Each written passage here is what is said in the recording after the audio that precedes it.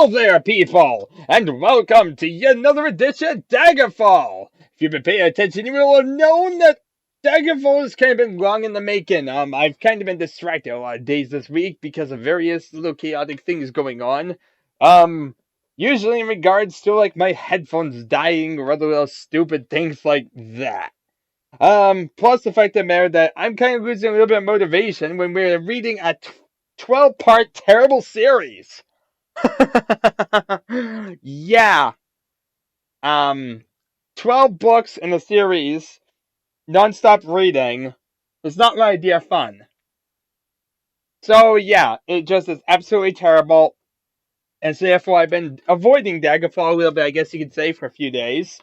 But I'm back because we need to finish this. I don't want to leave it hanging, definitely. If I leave it hanging too long, I'm going to get the desire never to come back. Unless I don't want to do that. It'd be too easy to. And it'd be very, very nice. But, yeah, there's definitely still the benefit of, well, not really sure what the benefit is. We just leave it there, pretend that there's some benefit. For one, we'll actually be able to see, the entire book, even if it really doesn't matter because I don't know what's going on in it anyway. Something about the mother doing incestual relationships and the king dude rejecting his father because his father couldn't make him levitate. And so, now he has totally denounced his father because of unicorns as well. Because, you know, what does every little boy like? Unicorns! Exactly! You know, when I think little boys, I think unicorns! That definitely is the most important relation to ever make. But yeah, beyond that, really nothing really going on. We're going to be just reading a lot. Yeah. Please stream out now if you don't want to watch a terrible series of me just reading. Anyway, the good news is, for everyone here, guess what? I don't have to read 12 parts. I only have to read 10. That still sounds horrible to me, but at least it's slightly better. We've done 1/6 of what we need to do. Isn't that good? I don't know. Each part's so long. And I think 2 parts took basically the entire playthrough. And that was with no black screen intro or any of that. That was just me reading. Did I just, like, ditch at the end of the last stream? Because this is what I would have been looking at. I hope so. We gotta find exactly where my thing was. I think it was here. We'll figure it out. I hope so. See? I knew it! I knew it! Now, how do I, Okay, so let's see here. We were on part 3 last time. So we're looking for part 3. Wait, that's the real Berenza. That doesn't help me at all. Back to looking through terrible King Edward parts looking for part 3. Boy, real Berenza tricked me over here. I saw part 3 and was happy. Hooray, there's the real part 3. Right, that's the part 4. Chapter 3. Lessons. The golden days passed swiftly. Edward spent most of his time in the company of his parents. Or should I say people that he ditched his parents for because they had unicorns. He saw a few other children. None at all lived in their tree. Only their wood elf hosts and Mandarin Sid's companions. An oddly assorted, cheerful lot. Disrespectful, Edward thought. None of the Daggerfall court or servants would dare to address his father as these Madeline and Ilaria with their constant raillery. But these weren't servants or courtiers. Just companions. Only one was a dark elf. There were a Khajiit woman, brother and sister, a Nordic man, even bigger than Marilyn, and a wizard-like man, who spoke with such a hissing accent that Edward couldn't understand him at all. The Nordman was called Slave of Morlin, or Slave, just for short, although Morlin usually called him Mats of my slave. Mats tended the group's weapons and gathered wood for the evening fire. Others to bring wood or something, I don't know. Once again, we're having broken touch just like leaking entirely off the screen. Because, you know, when you want to read a book, you don't actually want to read a legitimate, normal book with normal font and all that. No, you want to read something that is written in a horrible font and bleeds off the screen constantly so you have no idea what's going on. Totally brilliant, right?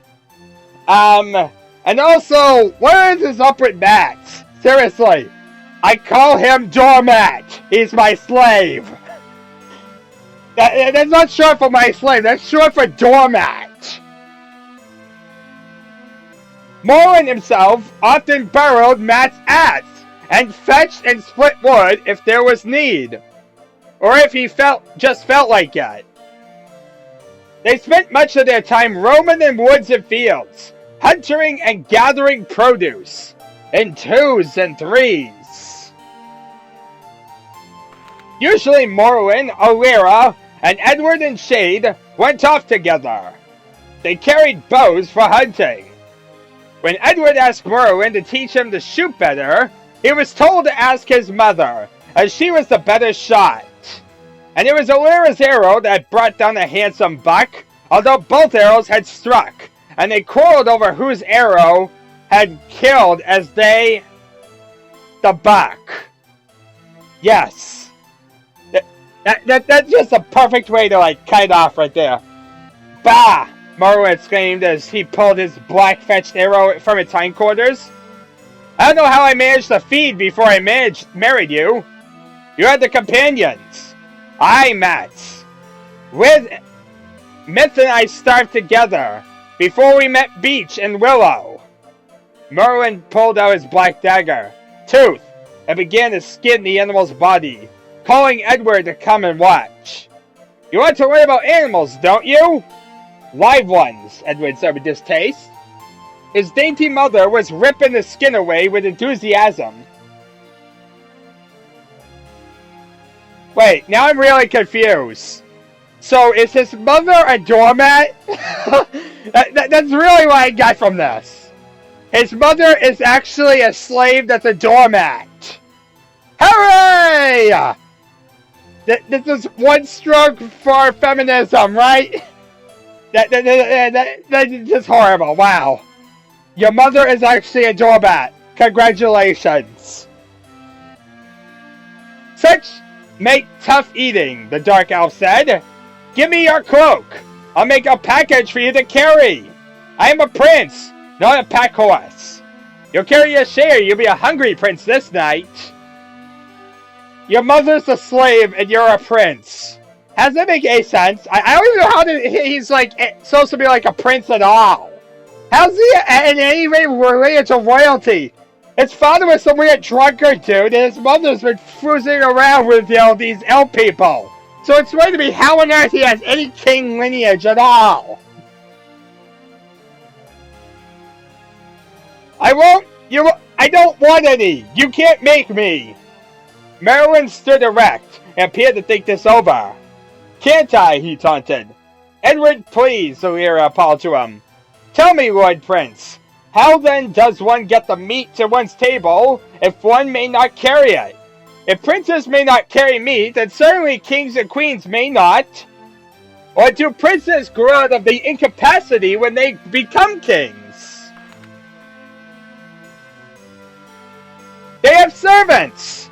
Servants? What a clever idea! Only a human could think of that. Ants are excellent at carrion. I have noted although I have not the trick of commanding them. Perhaps you can teach me. Servants! Like Mats here! Edward shouted. He hated being teased. Mats and the other companions had come up, having heard shouts over the kill. Mats? You think I cannot make you carry deer meat, yet I could command Mats to do so? Morwen stared up at the blonde giant. Well, one never knows until one tries. Mats carried the deer. The blonde scratched his head and jaw thoughtfully. Highness, nothing would please me more. But he's a large deer, and my old wound is troubling my back. Perhaps if you kill a smaller one. Well, Prince, what now? You beat him! Now I'm totally lost. So his mother is not Doormat. Then who's Max? Who is this random Doormat person that suddenly appeared out of nowhere to apparently want to carry deer? He doesn't. I don't even get the logic of the story. It's like going all over the place, and yet at the same time it has a narrative. I don't know how I managed to lose myself. I was able to read that full Zemini thing, and I thought that was bad, but yet this I can't even follow. At what? I can outrun him, Mats. If I reach that oak first, will you carry that deer? Matt shook his head slowly. You beat him with a stick, Edward yelled. What promise you show as a healer, my prince? You'll forgive me if I refrain from consulting you until you have further training. It's my judgment that beating with a stick will not improve Matt's back. Of course, I may be in error. Silk, you carry the deer. Me, my lord? I'm sorry, but I've just remembered that I am fourth cousin to the fifth house of Dibella, Queen of Heaven. My dignity forbids that I carry anything at all. Roland Beach claimed that a mage had forbidden either of them carrying any part of an animal while the moon Joan was risen. Yep, that makes total sense. The moon is up. I can't carry an animal. That was a very important promise we made about moons and dead animals. Prince, are you truly certain about this rule? It seems to make life most inconvenient. We could bring the wood to the deer, which would take many hours and leave us benighted here. We could consume the meat raw on the spot, but I own my belly is not yet empty enough to make that option attractive. Alira, can you help us? How do the High Rock folk get meat to the table? My lord, when I lived there, it was my firm belief that it appeared by magic. There were servants, but they were in a ratio worth. Edward, my son, is it possible that this rule only applies in High Rock? I suppose so. Edward carried a share of meat that bent his back, but he did not complain. Wait, I'm totally confused. I thought they said they had servants, so wasn't that like arguing for him? I'm totally lost! And so it was settled, and the meal that night was a merry one. But for several days after, if the companions caught him carrying anything at all, they would inquire anxiously as to whether a High Rock prince might do so. If Mats is not a servant, then why do they call him Morrowind's slave? Edward asked one drowsy afternoon. Well, he is my slave. I paid gold for him. All that Mitch and I had. We came on a man beat him near Right Parthkeep. He-Man said Mats was a runaway slave, and he'd do as I'd liked with the exception of your life. So I threw down the gold and told him he could take it and leave, else I would kill him out of hand. He chose the latter. So I told Mats to take the gold to his master's heir and go where the wild things were, and he's been with us ever since. Could he leave if he wanted to? Of course. So wait, he killed some guy, took gold, and now he has a slave or something. I have no idea. May I go pick some of the berries over there? Edward asked, and Morrowind nodded. Alira was sleeping curled up on her side. Morrowind sat next to her, leaning back against a tree, his hand playing with her long dark curls. Her eyes and skin were sensitive to the bright sun. Shade slept stretched in the sun nearby. His dark fur glinted with silver in the night. Edward wandered over to the bushes and picked the bright glowberries, so called because they glowed at night, although right now they were a rather dull gray. But they tasted very good. If he ate enough, he would glow at night. I mean, would he glow at night, he wondered. Oh, so he doesn't know if he will glow at night. Wouldn't that be amazing? Edward now just realized he can make himself glow in the dark! What an intimidating power you have found! Or if he smashed the juice, The bushes caught at him. They found a sort of tunnel leading through them and trod along it, wondering where it led. It ended in a small clearing before a pile of rocks. There was a hole and something in it. Edward stepped back, making a small noise in his throat. The something heaved and presented a tusky, snarling face and hooves that parted the earth. The boy backed away slowly. The beast's head went down. The sheathed and the immense bulk lumbered into a charge. Edward tried to throw himself into the bushes, but there was no room. Incredibly, Marla was in front of him. Between him and the beast. Crash! And the elf started to leap backwards for several feet, landing crouched just in front of Edward's face. The air whistled as his blade seemed to jump out from the sheath of its own accord. There was a sparkle in the air around them, and get out of here, boy, now! Edward fled, yelling for his mother, who was running towards the boo to her, and began shouting for Morla instead. There was no answer then. Somehow the elf was there, unharmed. His blade said, "Did you kill it? Are you hurt?" No and no. I was shielded. Barely. You disturbed the soul in her den with her litter. Fortunately, she thought she had after the first impact. My favorite word of the day. I dare say she's unaccustomed to find her enemies still standing afterwards. Why didn't you kill her? Edward demanded, feeling bloodthirsty after his fright. A katana, even the ebony blade, is not the weapon I choose as after the first impact. Oh, never mind. I choose as longer the better. Besides, if we let her be, there'll be 6 pigs here next year with luck. Wait, I thought she was a deer. Suddenly we have deer that become pigs! Deer that become pigs, and here it doesn't have a sword that's long enough to kill a deer for some reason, even though he has a bow. You made a magic shield, Edward said, wide-eyed. Aye, barring the shield, she have left a few marks, even on a tough old dark elf. Edward, it'd be gracious to thank your rescuer, his mother said. Thank you, Edward said automatically, his mind busy with more questions. How had the elf known of his danger? How did he so quickly? There is scarcely need to thank me for saving my son's life. Thanks, Shade, Merlin said. The cat told me there was trouble. Wait, I thought Shade was a dog. I'm totally lost! How is this possible that the story is totally, going all over the place? I could have sworn this was a dog a few chapters ago. Now we suddenly have a cat? Edward knelt and hugged the smug, purring cat, which reminds me of South Park. Meow, meow, woof, woof, meow, meow. It's that story! That's what's happening here! It's gonna be! Good old Shade. I can always count on him! Yep, especially when he transforms into a cat. My son. Our son. The words rang proudly out at the least excuse. Edward puzzled over this for a while. It wanted an excuse favored that Morrowind simply didn't know him very well yet, and was prone to give the benefit of the doubt to strangers. Eventually, but in the meantime he might as well enjoy it. It was nice. Having a father that was proud of you, that liked being with you, took you places, talked to you, listened to you, and most remarkably of all, let you composing a ballad.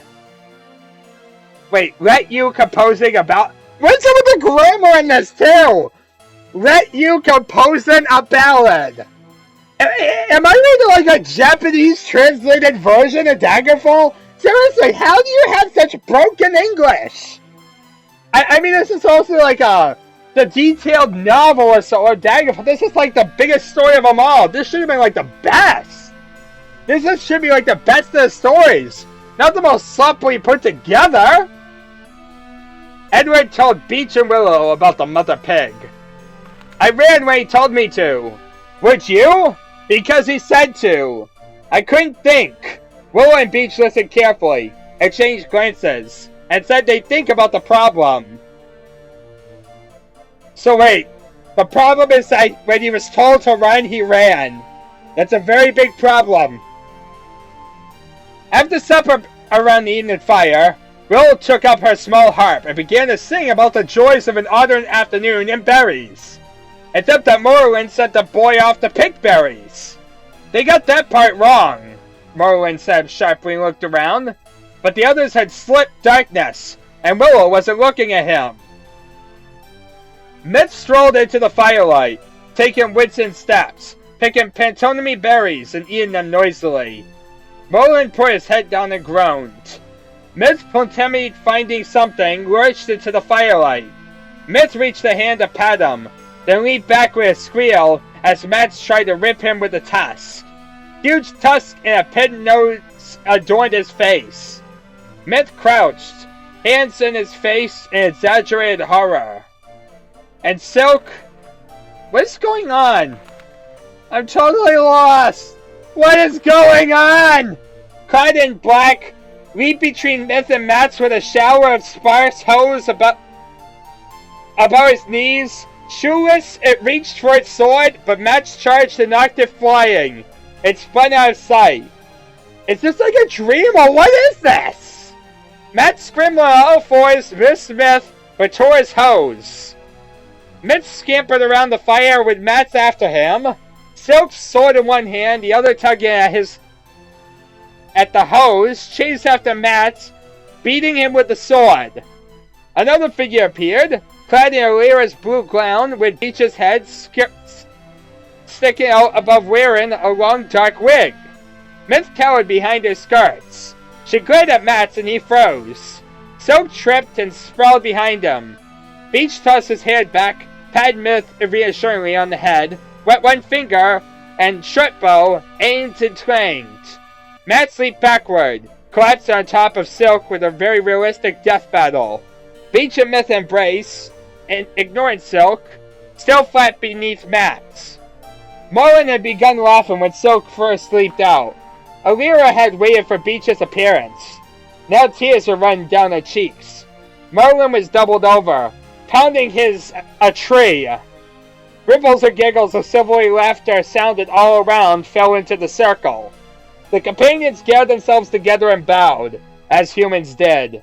Again! Do it again! No! Merlin gasped, still laughing. You came nearer killing me than the soul did! I beg mercy!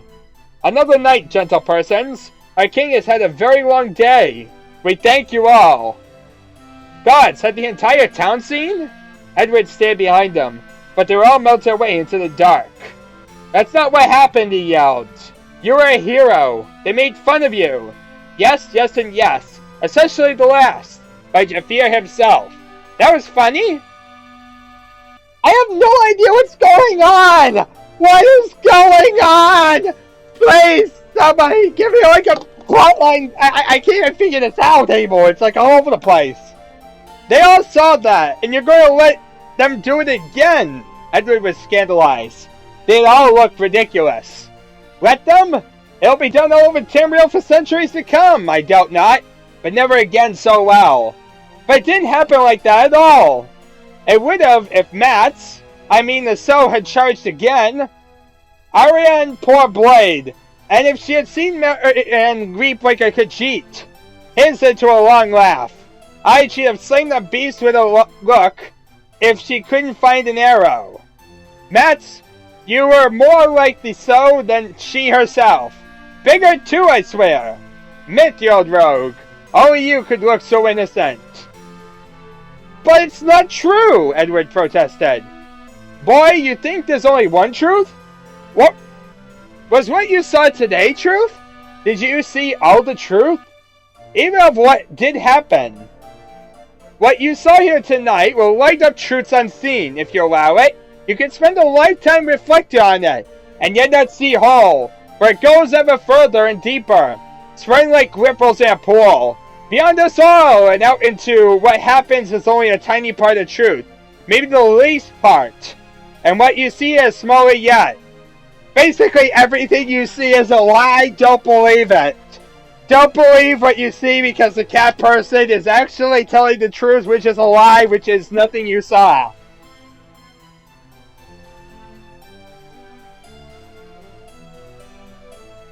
Edward still thought that the king really ought to have more dignity. But he didn't say so. And that is the end of part 3, aka what in God's name did I just read? Aren't we having fun? Aren't we? I sure do hope so, because we have to torture ourselves with a bunch of parts. Okay, let us read part 4. Why in God's name are we doing this to ourselves? We could be doing so many better things in our life.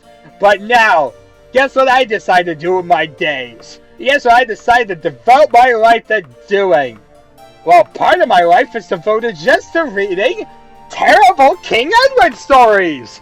Specifically, King Edward Part 4. Chap 4. Stories. Wait, what? Chap? Chap? They couldn't even say chapter.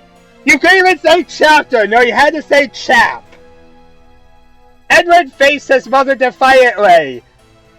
Decided to break all the rules of storytelling by putting all the text not on the book page, but underneath the book itself, defying the rules of physics by having the words literally jump off the page. I'm not sick and I'm not a baby. I can stay here by myself. I don't need myth. There was a dangerous glint in Merlin's eyes. Lear's lips thinned. You'll mind him, Edward, baby. I can stay here by myself. Oh, wait. Yes, madam, Edward said sulkily. Come on, wife. Myth knows how to deal with princes who don't want his company. The 3 adults laughed a bit in their irritating way at a joke he didn't understand. The weather was drizzly, and Edward had gotten the sniffles. His mother had decided they shouldn't go out, even though they were only going visiting. Yeah, this is definitely a investing story. The prince to the throne has the sniffles! Yes! Investing story! I love this story. This totally makes sense. Merlin had taken his side, but threw Edwards a helpless gesture when O'Leary insisted that he stay behind. Wait, she threw him? Myth, whom Edward liked the least of the companions, had volunteered to stay with him. Even Scots would have been better. Myth was scruffy looking, like a stable boy. He was a nerf herder, and cheeky, even for a companion. Edward sulked silently for a while longer because of the hideousness of Myth. Myth had fetched a broom and was sweeping the house out. Oh dear God, this horrible stuff! Brushing dirt from the room above into the room Edward was in. What on earth was the use of wasn't really any inn to stay in? Edward got tired of skulking, fetched a broom, and went up to help sweep. Myth, Edward said. Have you ever been to the Crystal Tower? I have. It's a chintzy place at first, but you'll grow used to it. Myth was applying his broom with energy and whistling. Sweeping was kind of fun here. There weren't any sides to the platforms, so all you had to do was brush the dirt and leaves over the side. You started at the top and worked your way down.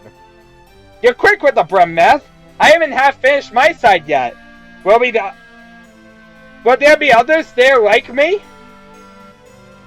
Wait, why is he going to a Crystal Tower? When did we have this? Oh, some children, I think. Most will be somewhat older.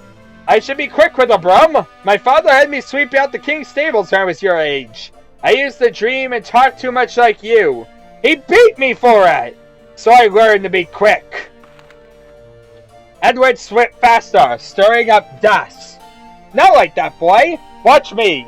Anyway, there's no hurry. I'm not about to beat you. It's just habit with me. Marilyn served me my head on a platter if I touched you. My father, he was always, he was a hard man to please. He was annoyed. Your father? Edward stared at Myth. But Myth looked much like the other Dark Elves he'd seen. Not many. Dark Elves didn't. He'd seen some on his rare trips to other courts. And there was some in Firsthold besides Marilyn and Myth. Did he require Gerald had red hair? He tended the stables for Marilyn. No wonder, stable boy! But Edward kept his tone polite. Myth had a sharp tongue, and Edward knew that neither his parents would be sympathetic if he complained that Myth had been impertinent. He did have red hair, Maybe I got mine from him. But mostly mixed elf and human children come out dark elf. No, Maryland wasn't a king then or expected to be. Besides, this was Blacklight, where I was born. Maryland's brother was king in Ebonheart in those days. He kept up to visit the king and brought Maryland along. To keep him out of trouble, he said. Myth grinned. I grinned when I heard him say that, and I saw the boy looking at me out of the tail of his eye, but he wouldn't take notice, like I was the dirt or something worse. His brother tossed him a pouch and told him to go into town and get his knife mended, jerked his thumb at me, and told me to show him the way. Maryland said he didn't need an escort to find the store and stalked off like little princes do. Myth grinned knowingly at Edward, but the grin was unfriendly. Edward smiled back a bit, and Myth went on. Our king eyeballed me, so I took off after him. Maryland didn't spare me so much as a glance. Went 4 blocks out of his way, down by the wharfs, and when I tried to tell him where the store was, he shoved me right off the pier. I could levitate, of course, but he caught me by surprise. I went in with a big splash, and everyone laughing at me. I got myself out and went straight to the store and waited for him, but not so he could see me. And when he finally showed up, I lifted the pouch right off him. He didn't even know it was gone. So he goes and tosses the knife on the counter and tells the smith to fix it right off, which he does. Only then Maryland can't pay him. Tells the smith he's the king of Ebonheart's brother. The smith just laughed and says, I'm the smith. And I'm the smith calls the guard, and the 3 of them shows up. That's a really long name. Well, Maryland wasn't what he is now. 3 guards wouldn't even warm him up nowadays, but he was even faster then. He was out there so fast he nearly knocked me over at the door. He lost the guards pretty quick. All the armor slows him down. I found him crouching in one of those hedge mazes in the park. He went his back to the palace. Not that. I was planning to go back. I would think I'd take the money and run and never look back. I tell you, I wasn't born high, but I was born proud. He grinned at me a minute or so, catching his breath. Then he rolled over and started to laugh, that laugh of his. Prince or no, I started to like him then. We finished laughing, more or less. We started talking. I told him I didn't want him, but he saw my point. Then he said that as I was his escort, then he must obey my brother and come with me. And that his name was Maryland, not Prince. We've been together ever since, more or less. Edward smiled politely. He could see why Myth had run away, but not why Maryland had gone with him. Unless he was afraid to try to imagine Maryland being afraid to face anyone and failed. I wish I was brave, like you and Maryland. Why, you are brave, and your courage will grow with the rest of you. I'm seriously, at this point, people, I'm really just reading the text I see on my screen. I have, no practical logic of actually what I'm reading. I could be reading, a cookbook or something for all I know.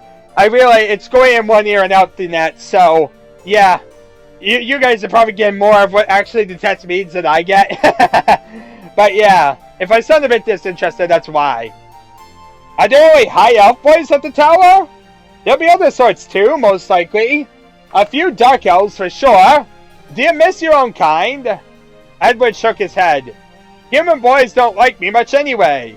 No high elf boys. His voice filled suddenly, and he turned his head away. But Myth's voice was unexpectedly gentle. I thought you wanted to go to the tower. I do, but you'll be lonely. Edward nodded. That's a hard thing to face. Did you go there alone, Myth? No, Merwin did, but he was older than you. By a good bit. A grown man, in fact. They didn't take any but high elf students in those days, you know. But Merwin heard of them and said he wanted to go there. We were together already, the 7 of us, save for Lyra, a handy bunch in a fight. Merwin had already gotten that dragon's blade he wears, and that dragon's tooth to go along with it. Reminds me to tell you about that sometime.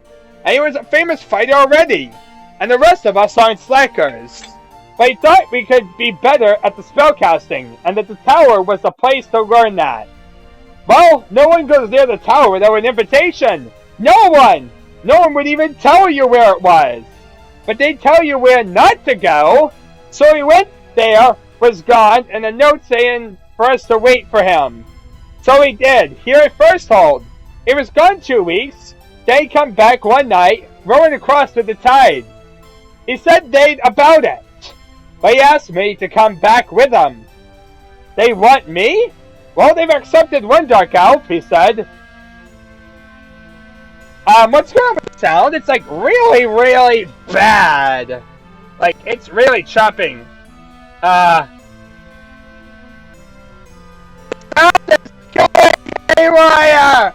What is going on? Stop! Stop making up! I want to read! I want to read this stupid book! Distracting! You're like totally breaking it. Am I even like Regival? I don't even know anymore. Let's just keep reading.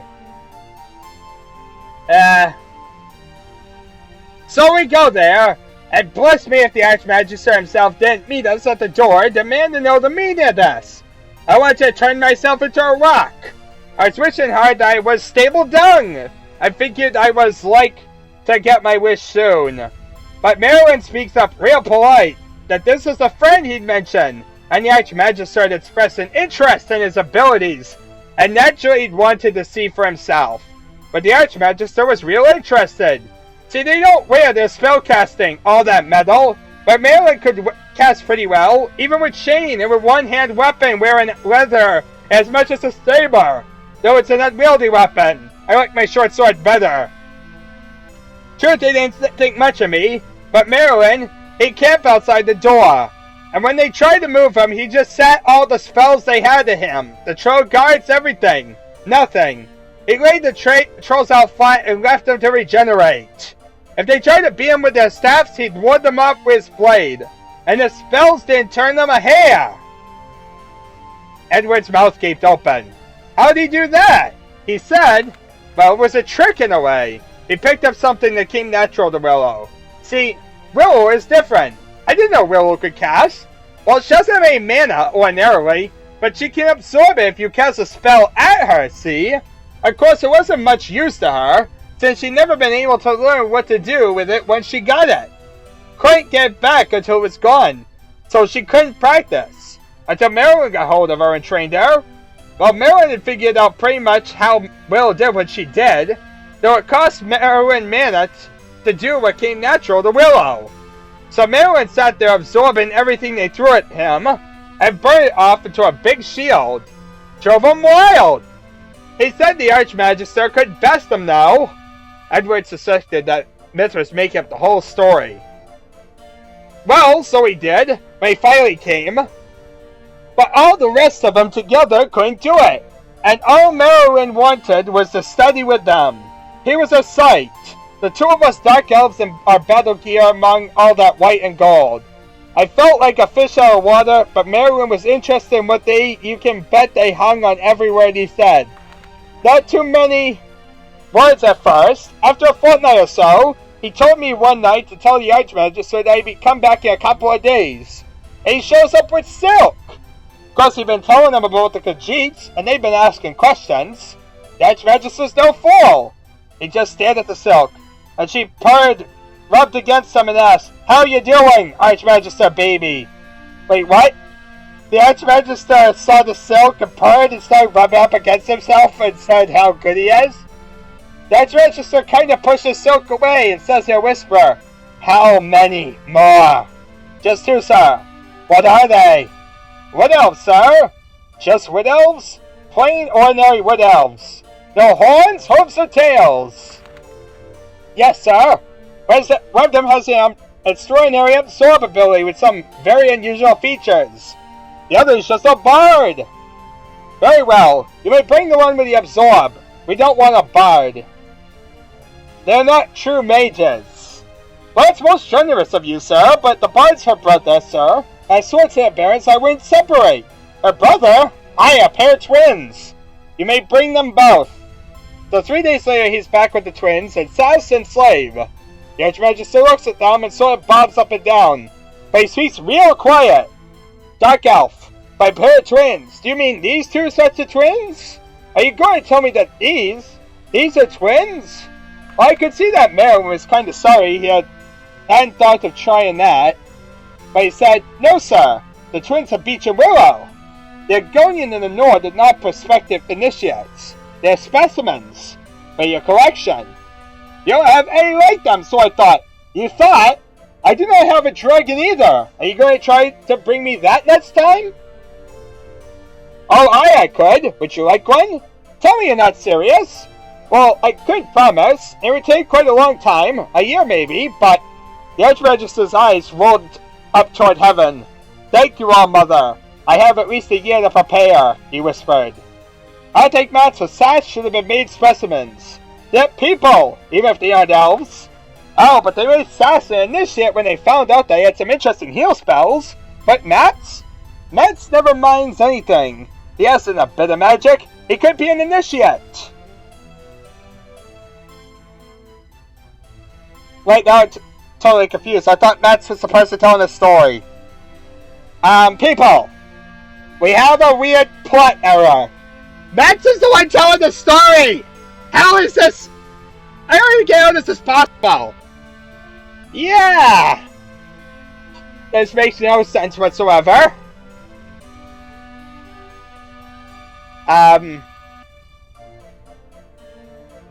Mats never minds anything. He has a bit of magic. He couldn't be an initiate. Anyway, he'd have hated it. He spent his where he was to be unstudied.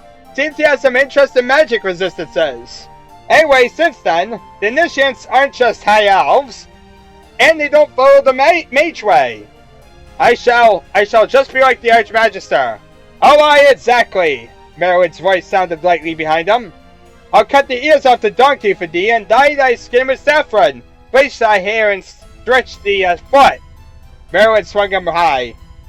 Well, son, I told thee so, Alira. He's not ill at all." "Good, because the Archmagister's return. We will go with it to the tower tomorrow." "We were just Merlin and Edward.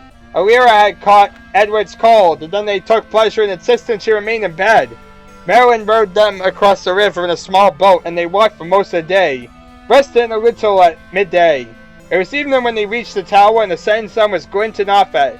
Even the sea far below looked red. There was a hush over the countryside. "It's tall, isn't it?" Edward paused to look. "Towers generally are." "Did you really?" Edward broke off. Questions started in that fashion did not draw satisfactory answers from the elf. As Smith been telling the tales, he's had 10 years to polish that one. I doubt not it glistens like the tower. He told me how you met, too. I thought he would. I didn't understand why you went off with him. He was a thief and a stable boy, and you were a prince! I'm totally lost. What's going on? I want to know what's going on! You have just named 3 excellent reasons, Prince. You never give me serious answers. A serious charge. Very well done. I saw myself through mis-eyes and misliked what I saw. A callous bully and a coward. Fit to be neither boy nor man nor prince. Why did you run off, Prince? Edward hung his head mutely. Nay, I do not require answers. Come, it grows late. Merlin reached his hand for Edward's, but Edward shook him off. If Merlin was a coward, what did that make Edward? He looked at the tower door where Merlin had demanded and won entrance. The door would shut him out. Edward could never do anything like that, but at least he could walk in on his own as an invited guest.